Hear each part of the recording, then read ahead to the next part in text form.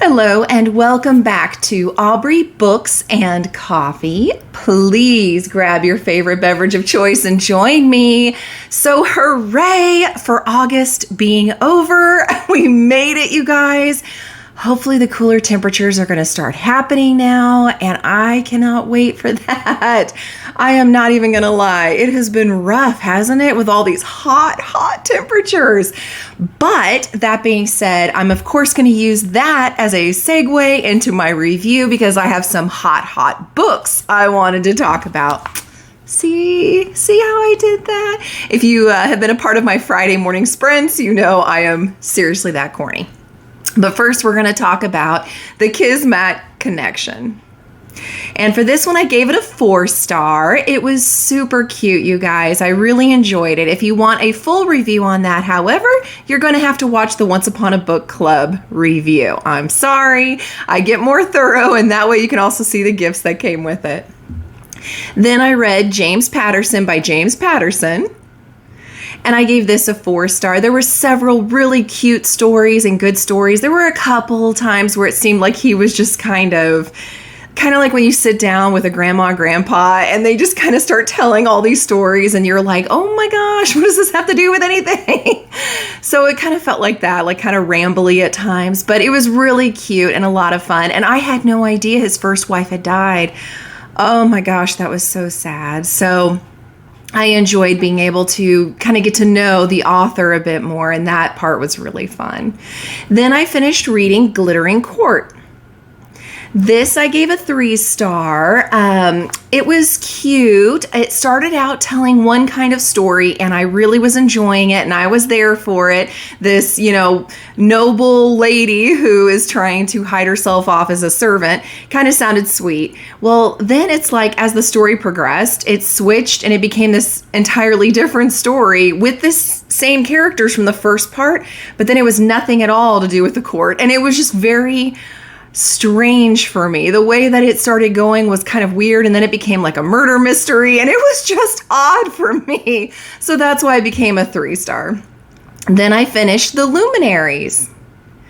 This one I gave a 4-star. This was our book club pick for August, and it was so good. I am definitely going to be continuing this series, and I highly recommend it to everybody. It was a lot of fun going along and trying to help the main character with her trials, like you were there with her, and these monsters that come around, and oh my gosh. And there were several theories that we have that were not fully told us if we were right or not by the end of this first book. So several of us are like, we have to continue just so we know if we're right. It's really good. Pick it up. Then I finished Star Wars, Darth Bane, Path of Destruction. This I gave a 3-star, and I'm here to tell you it wasn't boring. I know. I actually really enjoyed this one. I thought it was very well written. It wasn't what I was expecting, to be honest. I know being the Sith, that of course there's in struggle. Well, I'm not going to spoil things, but apparently what's actually going on is the Sith are trying to work together to take down the Jedi. And so they're banding together like the Jedi do. And Bane's like, don't you guys know we're Sith? And the Sith, there's only supposed to be 2, the Master and the Apprentice. And it's all about that. So it was a bit more lethal than I was expecting. And there were some backstabbing I didn't see coming. And it was good. It was actually really good. Then I finished Upgrade. I gave this a 4-star. It was such an interesting premise. I'm not ruining anything by saying that humans are being upgraded against their will.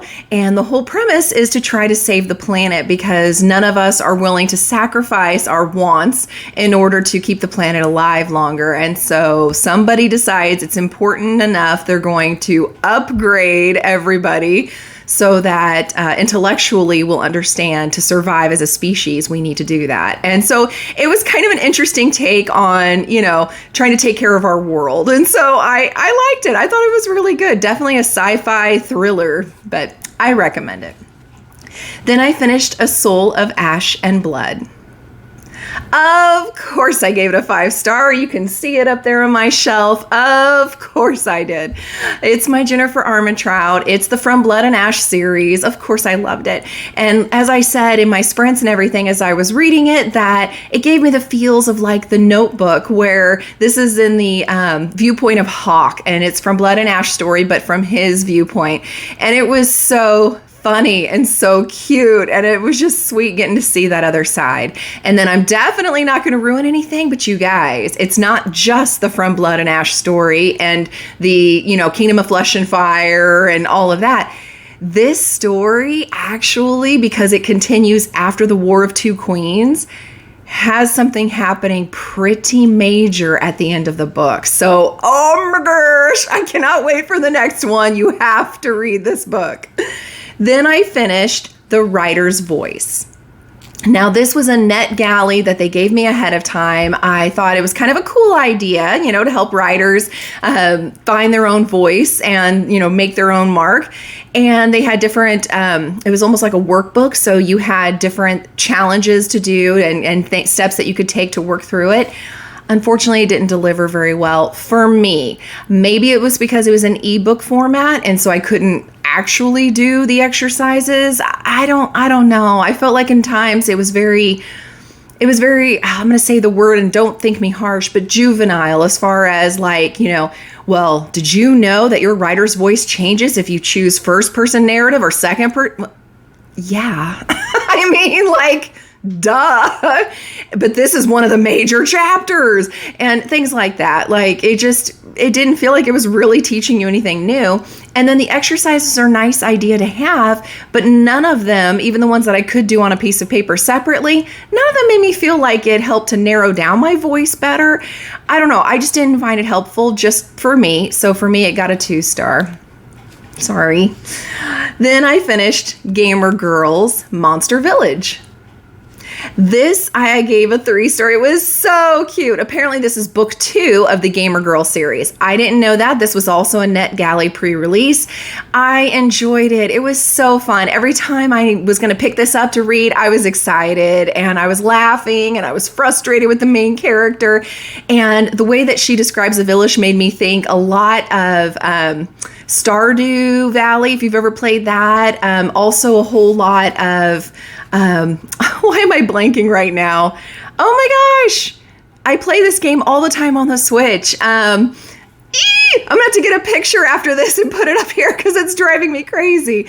The one where you can decorate your village and you can have like orange trees or apple trees and they go with the actual season. So it's real time and you have festivals and stuff. Oh my gosh. Animal Crossing. Thank you. Animal Crossing. So anyway, it made me think of that when they described the game that the girls were playing. And so it was just really a cute story and I enjoyed it and I recommend it. And it was not, also, in case I didn't say it, a NetGalley pre-release. Then I finished Atlas Paradox. This I gave a 3-star. I liked Atlas 6 better. I really did. This one was just so much of it was in people's heads. So much of it was more complex than I think it really needed to be without actually furthering the story.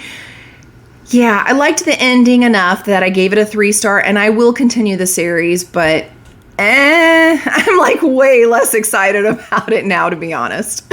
Then I finished Virtual Mode. This got a 2-star because, oh my gosh, the curse of my husband recommending books. They're either really good or they're a miss. This was definitely a miss for me. It's a man way back. I mean, this is an older book, writing about a teenage girl that's like 16. And I don't think he knows a lot about 16-year-old girls. Either that or I have completely missed the mark, and every 16-year-old girl I've ever met and myself and my friends growing up, because the way that he had her talk and do things and then horrible things that happened to her, but she didn't see them as horrible. She saw them as empowering somehow. No. Like, no, it's just everything he describes. He even goes into detail about that time of the month. I mean, really, do we need this? And just everything. It doesn't sound like any girls I have ever met in my whole life. And so I did not like it at all, you guys. I know it's got a good following of people who love it. I'm sorry. I'm out. I don't even want to try the next one. I am out. But I finished it. So there. Give me some points for that. Then I finished The Book Eaters. This one I gave a 3-star. As I mentioned in my sprints, it is very well written.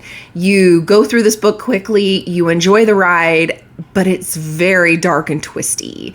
And like I also said in my sprints, it reminded me a lot of Supernatural. There's an episode where it has a mother that is willing to sacrifice things and kill people if needed to feed her child. And it made me feel a lot like that when I was reading this story. But it is really good. Just maybe do it when it's Halloween time, because I think that would be a great Halloween book. And you know, guys, I have a low tolerance for horror anyway. But it was kind of dark and twisty, but it is very, very worth it and well written. Then I finished The Lightning Circle. Oh my gosh, I gave this a 4-star just because I know I'm not going to read it again. It gave me all the feels, you guys. This was another NetGalley that I got ahead of time before release, and I'm here to tell you, it is so cute. It's summer camp. It's from different views of the leaders at the camp, and this one girl in particular who had a horrible, experience with a boy before, like a breakup before coming to camp.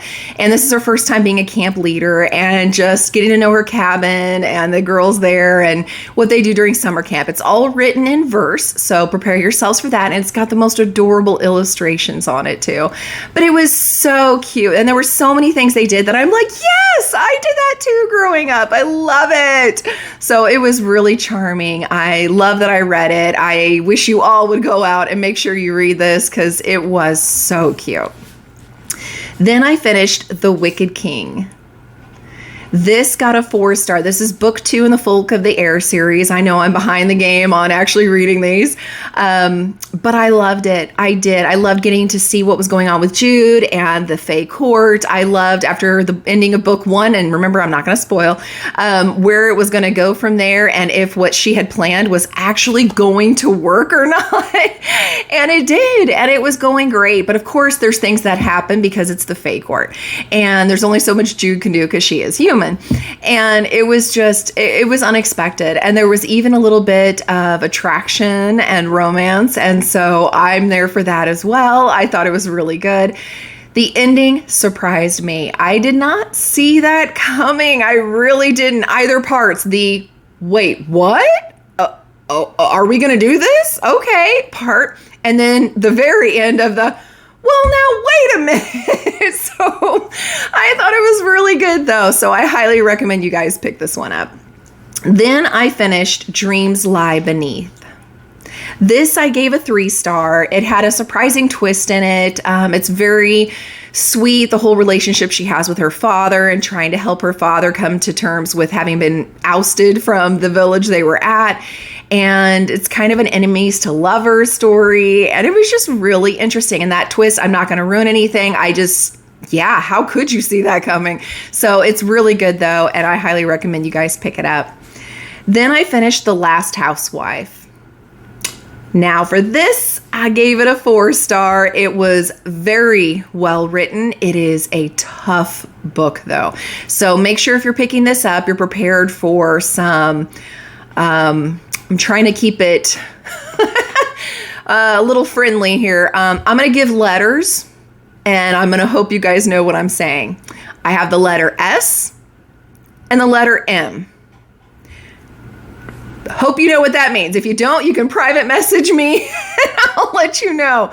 But this book kind of has a feel of a cult and people who are forced to do things that they, are then brainwashed into thinking is normal, and some of those letters involved, and it's just dark. It's a very, very dark. Feels very Eyes Wide Shut, if you've ever seen that movie. So yeah, anyway, but it was very, very well written, so I recommend.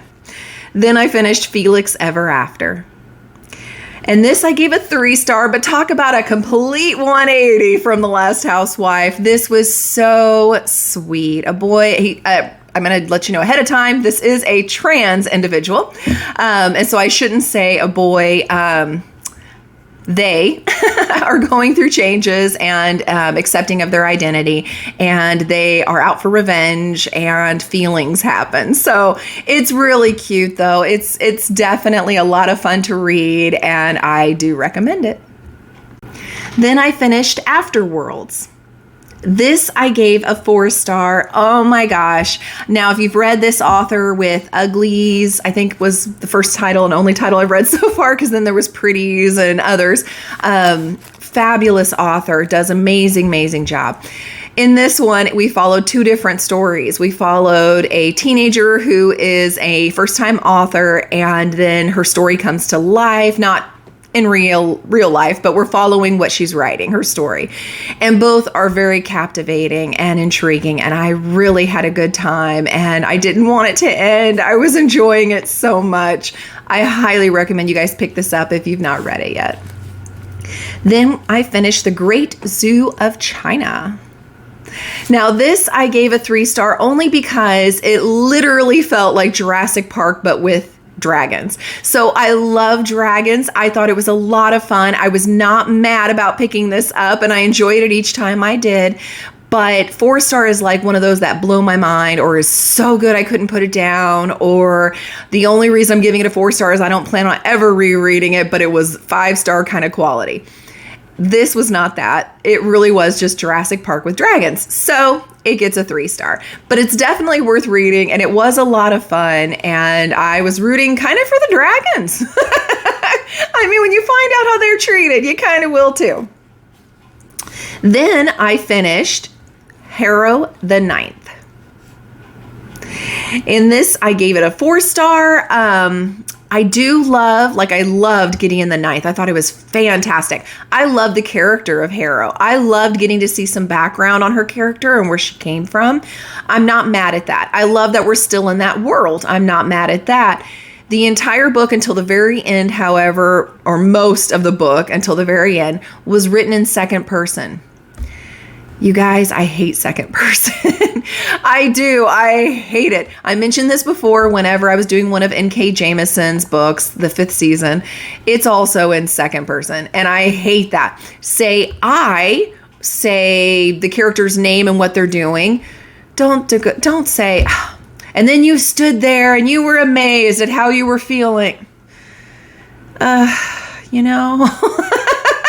Enough said of that. It's just not my favorite. I hate it. It always takes me out of the story. I know that about myself. You may actually absolutely love this one best of all. I can't wait to read the 3rd one at some point. Hopefully we're back into first person.